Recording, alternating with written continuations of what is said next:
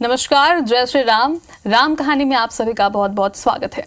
आदर्श बेटा कहो, आदर्श भाई कहो या आदर्श राजा, प्रभु श्री राम का नाम सहज ही मन में आ जाता है। 22 जनवरी को होने वाले प्राण प्रतिष्ठा समारोह की तैयारी से जुड़े तमाम खबरें हम राम कहानी के माध्यम से आप तक पहुंचाते हैं। तो चलिए शुरू करते हैं आज की राम कहानी।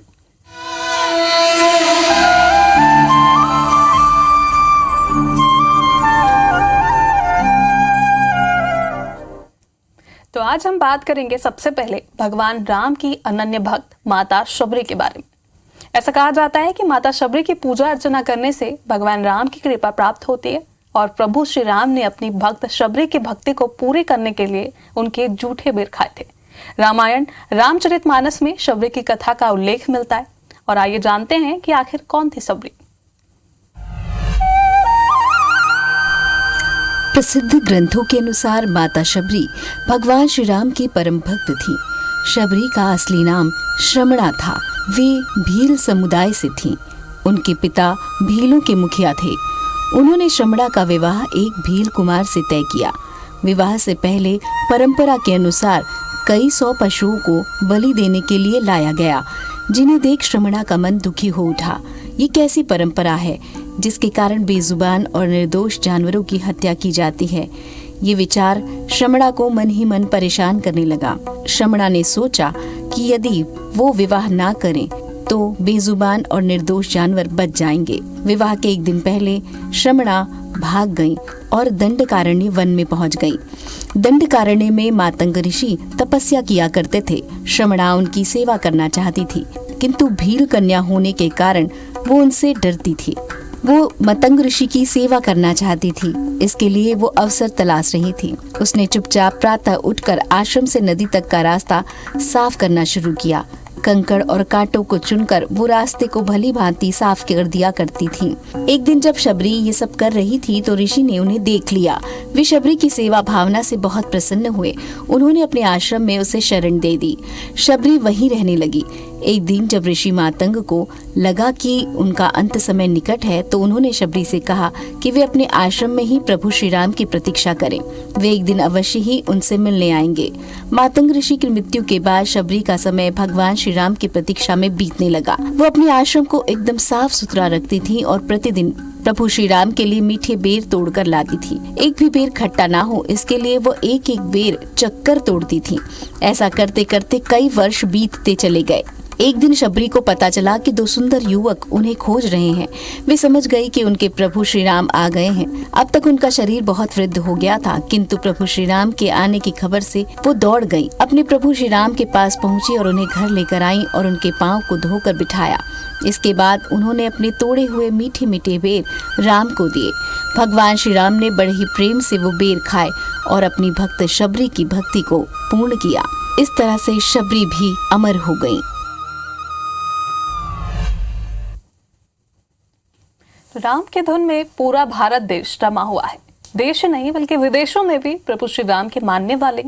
इसी कड़ी में दक्षिण अफ्रीकी क्रिकेटर केशव महाराज का राम धुन पर बयान सामने आया। केशव महाराज ने बताया कि वे भगवान राम और हनुमान के बहुत बड़े भक्त हैं। उनके मैदान में एंट्री के दौरान हर बार ये धुन बजता है और आगे उन्होंने कहा कि मेरे स्टेडियम में एंट्री के लिए राम धुन एकदम सही गीत है।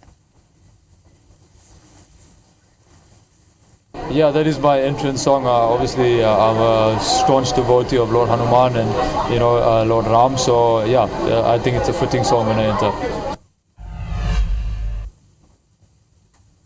तो अयोध्या से आए पीले अक्षत के स्वागत में पूरा शहर श्री राम के रंग में रंगा हुआ है। भिलाई के पंचरस्ता चौक में शाम में अयोध्या से आए पीले अक्षत का कलश पहुंचा। मोहल्ले के हनुमान मंदिर में अक्षत कलश के आने से पहले ही महिलाएं ढोल नगाड़ों की थाप पर भक्त झूम उठे। केसरिया ध्वज और केसरिया साड़ी में सभी राममय हो चुकी थी। जय श्री राम के खूब नारे भी लगे और महिलाओं ने भजन भी गुनगुनाए। सभी ने कहा कि हम सबके भाग जग गए हैं क्योंकि राम अब अयोध्या आ रहे हैं। सभी ने अयोध्या के मंदिर में होने वाली प्राण प्रतिष्ठा के दिन महादीपावली बनाने का संकल्प भी लिया। कैसा था भिलाई के मोहल्ले का नजारा, आप भी देखिए।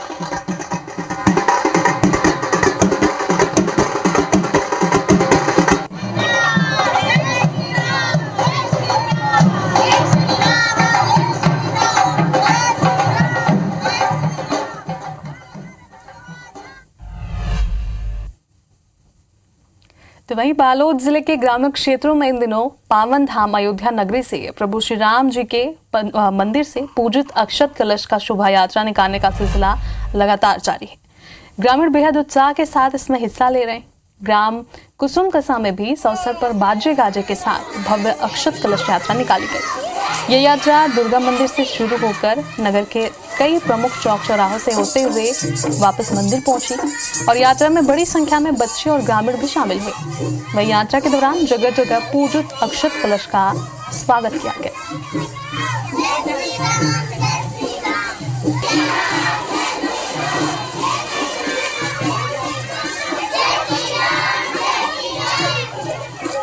तो बालोद की तस्वीर आप देख रहे हैं जहां पर महिलाएं, ग्रामीण, हर कोई राम धुन में लीन है और बच्चों की तस्वीर भी आप देख रहे हैं जहां पर बच्चे स्कूल यूनिफॉर्म में ही पहुंचे हैं, क्योंकि स्कूल की छुट्टी होने के बाद तुरंत वो भगवान राम की शरण में जाना चाहते थे, भगवान राम की सेवा करना चाहते थे और इसीलिए वहां पहुंचे और उसके साथ भव्य शोभा यात्रा निकाली गई।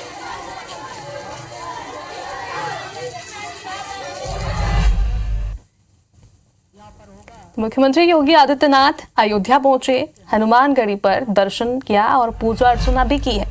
हनुमानगढ़ी के दर्शन के बाद प्रतिष्ठा को लेकर राम मंदिर का अवलोकन सीएम ने किया और आज अयोध्या में मुख्यमंत्री प्रतिष्ठा को लेकर भी बैठक करने जा रहे हैं। तस्वीरें आपके सामने, अयोध्या से सीधी तस्वीर जहां पर सीएम योगी आदित्यनाथ पहुंचे हनुमानगढ़ी, पूजा अर्चना की है। इस दौरान मंत्रोच्चार की भी ध्वनि आप सुन सकते हैं और पूजा अर्चना करने के बाद बताया जा रहा है कि बैठक भी होगी और उस बैठक में ये तय किया जाएगा कि किस तरह से 22 जनवरी की तैयारियां की जानी है, किस तरह से मंदिर का निर्माण किया जाना है और किस तरह से सुरक्षा के पुख्ता इंतजामों के निर्देश भी इस दौरान सीएम योगी आदित्यनाथ उन्हें देंगे।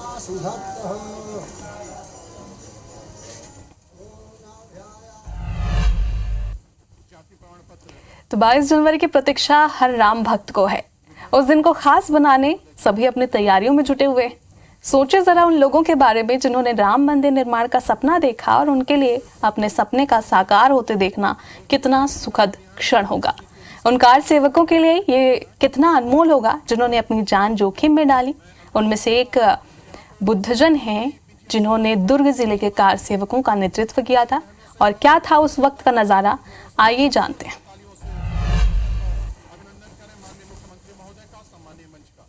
इतना आत्मबल लोगों में था और जब यहाँ से कार सेवकों को जाना पड़ रहा था तो उसमें एक परफॉर्मा भर करके जमा करना पड़ रहा था संगठन में कि हम स्वयं की इच्छा से कार सेवा में जा रहे हैं। किसी प्रकार के होनी अनहोनी अगर होता है तो इसका जिम्मेवार स्वयं कार सेवक होंगे। आज मंदिर बनके तैयार हो गया है, आप दर्शन करने कब जा रहे हैं?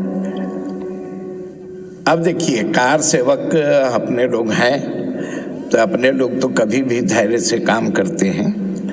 तो जब ऐसा आदेश आएगा कि अब कार सेवक आ सकते हैं तो फिर जो है हम लोग जाएंगे। 22 जनवरी को अयोध्या में प्रभु श्री राम की प्राण प्रतिष्ठा को लेकर पूरे देश में उत्साह का माहौल है, लेकिन ये उत्साह केवल हिंदुओं में ही नहीं बल्कि मुस्लिमों में भी ज्यादा है। मर्यादा पुरुषोत्तम भगवान श्री राम के प्रति केवल हिंदू ही नहीं, मुस्लिम समुदाय के लोग भी आस्था और श्रद्धा रखते हैं। मध्य प्रदेश के खंडवा जिला मुख्यालय से 15 किलोमीटर दूर बसे ग्राम हापला दीपला के दिव्यनेत्र कवि अकबर ताज भी ऐसे ही राम भक्तों में से एक हैं जिन्होंने प्रभु श्री राम पर कई रचनाएं लिखी हैं।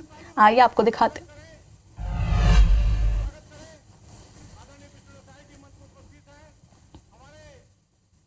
और प्रभु श्री राम पर आधारित इनकी जो रचनाएं हैं वो लोगों को खूब भाती है और खूब लुभाती है। और इतना ही नहीं, अकबर जी प्रभु श्री राम के चरित्र और उनके जीवन से बहुत प्रभावित हैं। आइए उनसे ही बात करते हैं। अकबर जी, कैसे प्रेरणा मिली प्रभु श्री राम के ऊपर लिखने की, उनके विषय में जानने की, उनके चरित्र का वर्णन करने की? जी सर, मैं कुछ भी पढ़ा लिखा नहीं हूँ। मैंने सुन के मतलब ऐसा सुना कि राम जी वनवास को चले गए अपने पिताजी के वचन के ऊपर। माँ कैकेयी ने जब वचन किया तो वो राजा दशरथ जी के कहने से अपने राजमहल को छोड़ के वनवास के लिए चले गए। तो मैंने बहुत अच्छे हैं राम जी और इन पे बहुत कुछ कहना चाहिए, यानी जितना भी कहें उतना कम है। तो इसलिए मैंने राम जी के ताल्लुक से लिखना शुरू किया और बहुत रचनाएं लिखी, तो बहुत पसंद किया पूरे हिंदुस्तान ने उन रचनाओं को। अच्छा, राम भद्राचार्य जी ने भी आपको आमंत्रित किया है, 14 तारीख के कार्यक्रम में आप जाने वाले हैं। जी जी, वहाँ से मेरे पास लेटर आया है जगत गुरु राम भद्राचार्य जी के। वहाँ से बड़ी खुशी महसूस कर रहा हूँ कि अयोध्या में मेरा जो भी छोटा सा काव्य पाठ होगा गुरु जी के सामने, मुझे बड़ी खुशी होगी। वहाँ कुछ राम जी के मुक्तक सुनाऊंगा मैं। एक कोई ऐसी रचना जो राम जी पे आपने लिखी हो और जिसको पढ़ने में आप स्वयं आनंदित हो जाते हो? जी, मैंने बहुत रचनाएं लिखी, लेकिन 4 पंक्तियां निवेदित करना चाहता हूं।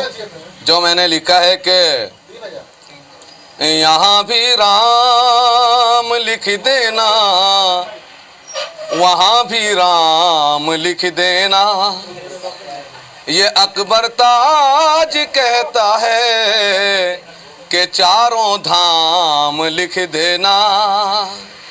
समंदर में भी फेंकोगे तो पत्थर तैर जाएंगे, मगर उन पत्थरों पे राम जी का नाम लिख देना, मगर उन पत्थरों पे राम जी का नाम लिख देना।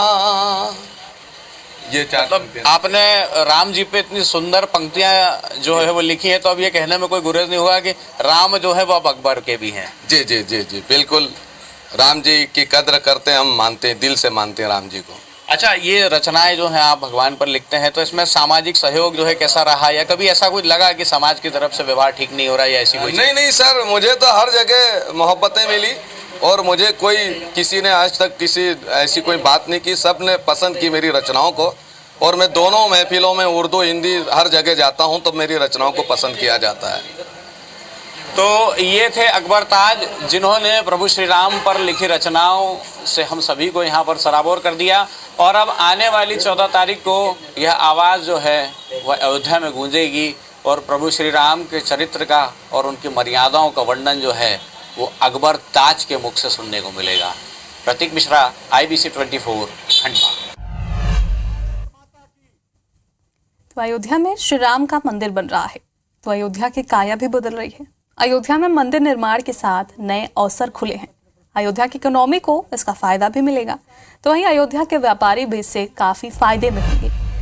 इसी बीच हम एक ऐसी फैक्ट्री पहुंचे जहां पर कई महिलाएं काम कर रही थी, और ये काम था भगवान रामलला के चढ़े हुए फूलों से अगरबत्ती बनाने का। जो फूल भगवान रामलला और अयोध्या के कई मंदिरों में राम भक्त चढ़ाते हैं, उन फूलों से अगरबत्ती बनाई जा रही है। और ये फूल जब भगवान को चढ़ाने के बाद वेस्ट हो जाते हैं, तब इन फूलों से अगरबत्ती बनाई जाती है। इनसे बात की है हमारे संवाददाता अपूर्व पाठक ने। आज हम मौजूद हैं एक ऐसी जगह पे जहां पर अयोध्या के फूलों को एकत्र करके उसके धूप बनाए जा रहे हैं।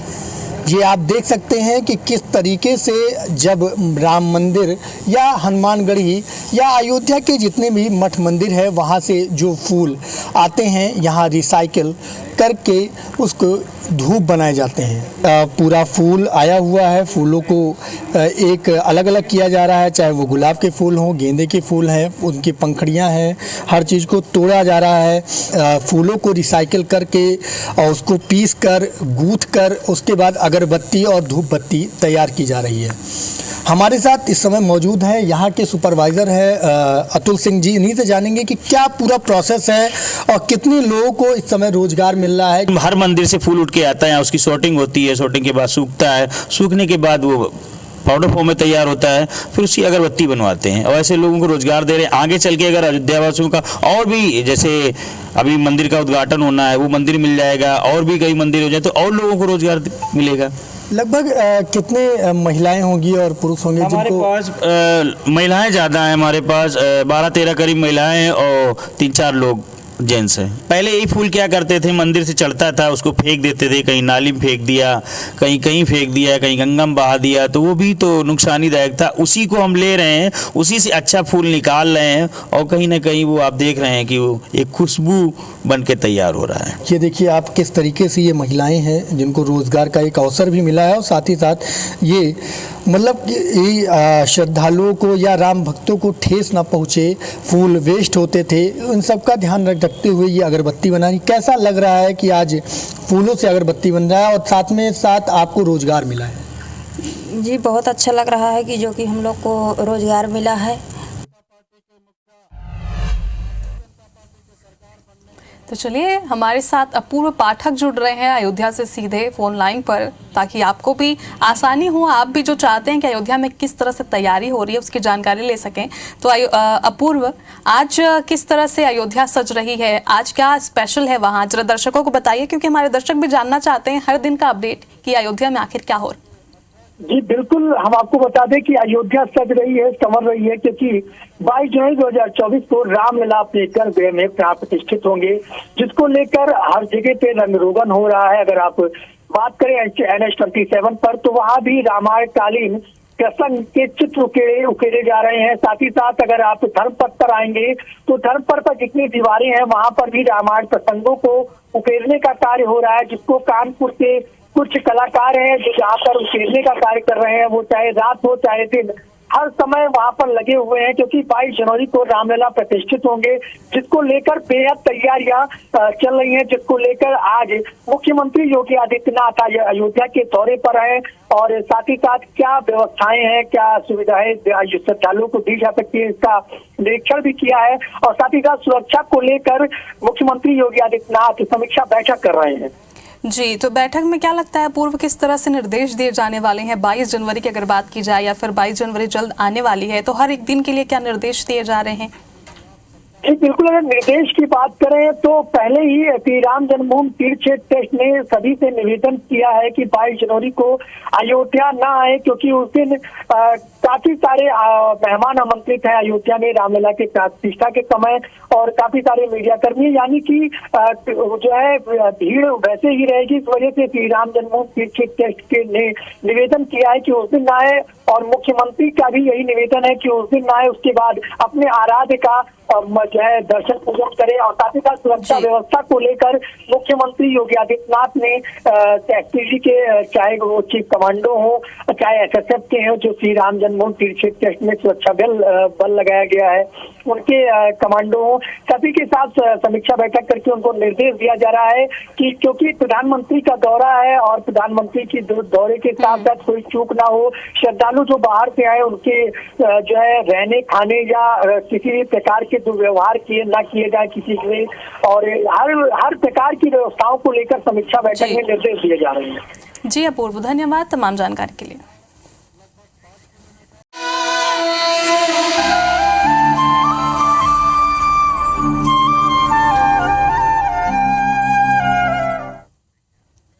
मध्य प्रदेश सरकार श्री रामलला के दर्शन के लिए तीर्थ यात्रियों को अयोध्या भेज रही है। सरकार ने 1 फरवरी से मार्च तक यात्रियों के लिए व्यवस्था की है और भारत सरकार ने इसके लिए 19 ट्रेनें भी उपलब्ध कराई। अलग अलग स्थानों से यात्रियों को अयोध्या ले जाया जाएगा।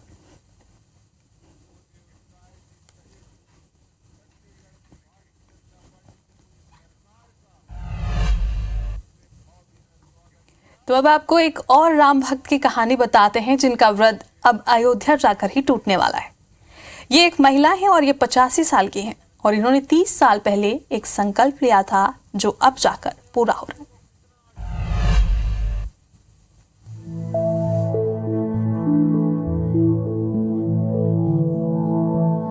प्रभु श्री राम अद्भुत हैं, उनकी भक्ति भी अद्वितीय है, उनके भक्त भी अनोखे हैं। प्रभु श्री राम की ऐसी ही एक भक्त हैं जिन्होंने 30 साल से कुछ नहीं बोला है। ये 30 साल से मौन हैं। इन्होंने मौन व्रत रखा है और इसका कारण है प्रभु श्री राम का मंदिर निर्माण। धनबाद के करमटाण निवासी 85 वर्षीय सरस्वती अग्रवाल ने 30 साल पहले मौन व्रत का संकल्प लिया था। प्रण था कि जब तक अयोध्या में राम मंदिर नहीं बनता वह नहीं बोलेंगी। तो वहीं 22 जनवरी को अयोध्या के राम मंदिर में प्राण प्रतिष्ठा होनी है। अयोध्या में प्रभु श्री राम मंदिर की प्राण प्रतिष्ठा के दिन राम सीता राम कहकर वह मौन व्रत तोड़ेंगी। प्रभु श्री राम के चरणों में अपना जीवन समर्पित करने वाली सरस्वती अग्रवाल का अधिकतर समय अब अयोध्या में ही बीतता है। मंदिर बनने से वह बेहद खुश हैं। वह लिखकर बताती हैं कि मेरा जीवन धन्य हो गया। रामलला ने मुझे प्राण प्रतिष्ठा में शामिल होने के लिए बुलाया है। मेरी तपस्या साधना सफल हुई। 30 साल के बाद मेरा मौन राम नाम के साथ टूटेगा। Bureau report, IBC 24।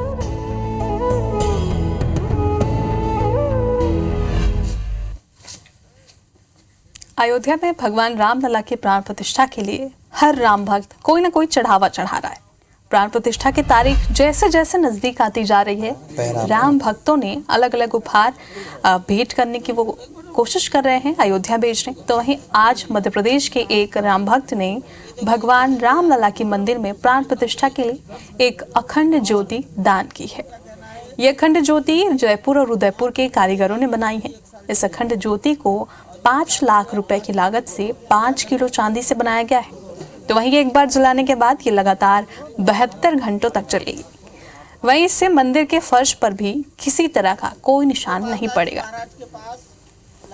महाराज जी ने यहाँ भिजवाया है स्वामी जी के, और ये मंदिर में रखे जाने के लिए योग्य है। ये अखंड ज्योति जयपुर उदयपुर मिलके तैयार हुई है। दोनों जगह इसकी कारीगरी हुई है और हम लोग रतलाम मध्य प्रदेश से इसको श्री राम जन्मभूमि तीर्थ क्षेत्र के लिए लेके आए हैं। ये 5 किलो वजनी शुद्ध चांदी से बना है। इसका जो दीपक है एक बार उसको प्रज्वलित करने पे 72 घंटे निरंतर चल सकता है। इस 7 दिन की जो पूजा होगी उस समय से प्रज्वलित किया जाएगा। पूजा पूर्ण होने के बाद में इसको गर्भगृह के अंदर श्री रामचंद्र भगवान जी के गर्भगृह के अंदर इसको स्थापित की जाएगी। ये मंदिर के आकार का बना हुआ है। अच्छा, इसमें जो धुआं घी के दीपक जलाए जाएंगे तो उसमें जो धुआं निकलेगा ना, तो उसमें जो बाहरी सतह में उसका जम जाएगा। उसको 1 महीने के बाद सफाई कर देने से और कुछ नहीं होगा। मंदिर के मार्बल में कोई क्षति नहीं होगी उसका। श्री राम का संपूर्ण जीवन आदर्शों से भरा हुआ है। मर्यादा पुरुषोत्तम के जीवन से हमें बहुत सी बातें आत्मसात करनी चाहिए। आइए जीवन प्रबंधन गुरु विजय शंकर मेहता जी से समझते हैं श्री राम का जीवन परिचय।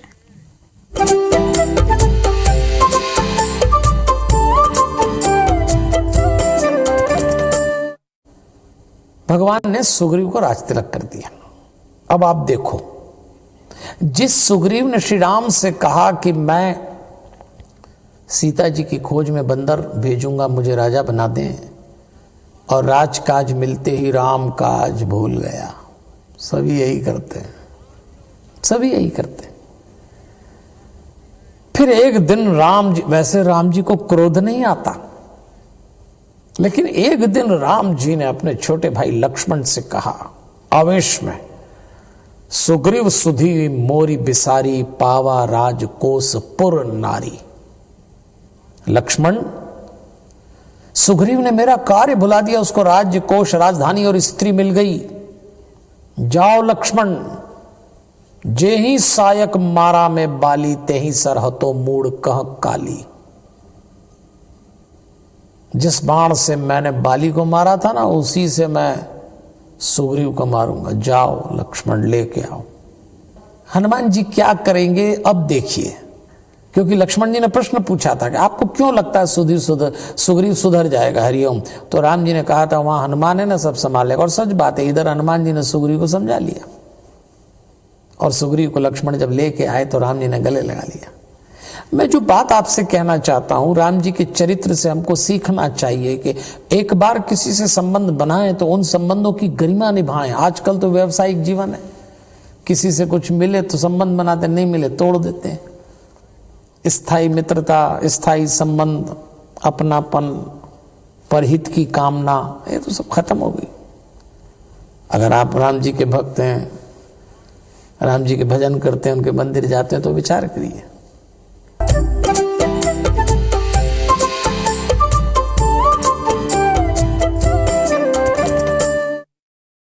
राम कहानी में आज के लिए फिलहाल इतना ही, लेकिन IBC 24 लगातार 22 जनवरी तक आप तक अयोध्या अपडेट्स पहुंचाता रहेगा। इसीलिए देखते रहिए IBC 24। मुझे दीजिए इजाजत। जय श्री राम।